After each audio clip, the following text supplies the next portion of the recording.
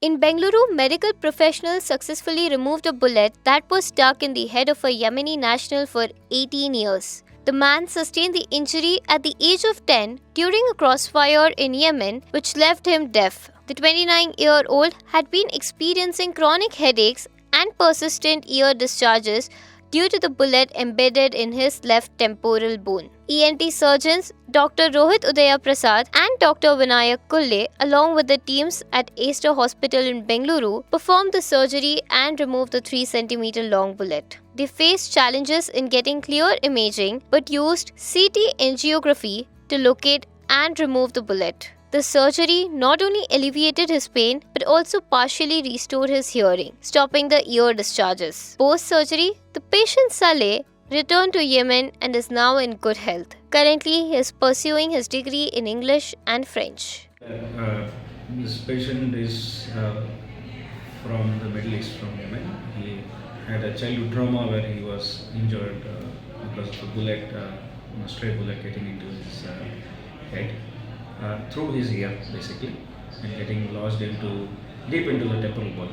So temporal bone forms a very important bone of the base of the skull, which has got a very important functional organ called the ear. So he was given initially treatment in his own local place as a first aid, and then they tried to stop the bleeding, and he survived through that basically. But the bullet was not removed because of its deep location. At that point of time, because he survived, that was itself a big thing for them.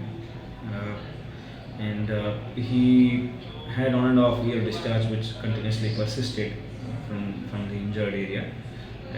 Also the ear opening had narrowed down because of the trauma. So he came through after a long time, approached us, and then he met us, and then he knew that there was a bullet and that need to be removed for the ear pain and discharge and headaches to stop. So when we assessed him and did our necessary basic requirement scans required for the to decide on how to get it out and to find the location, we figured out that it was deeply lodged. It was around 3 centimeters long.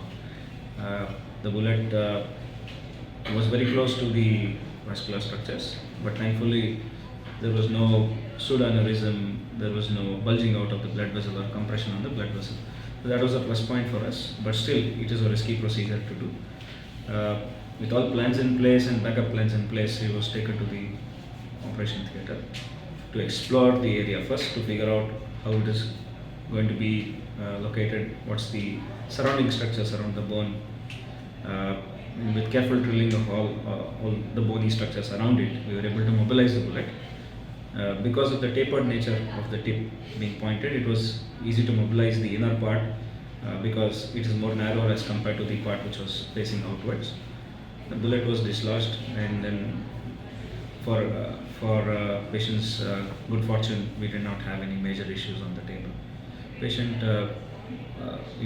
recovery was also fine. Patient went through the process of recovery. He was happy that the entire process went on without any problems to his basic existential condition. Subscribe to Daily Salah Digital for more such updates.